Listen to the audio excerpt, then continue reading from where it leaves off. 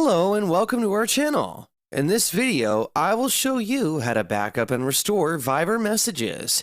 Watch till the end to properly understand this tutorial. Open Viber. Tap on More. Tap on Settings. Tap on Account. Click on Viber Backup. Click on Not Connected to Google Drive. Choose the Gmail account on which you want to back up, then tap on OK. Sign in with Google pop-up will be shown. Tap Allow. You can tap on Backup Now or Auto Backup. How to restore backup. Tap on Restore and Restore Now.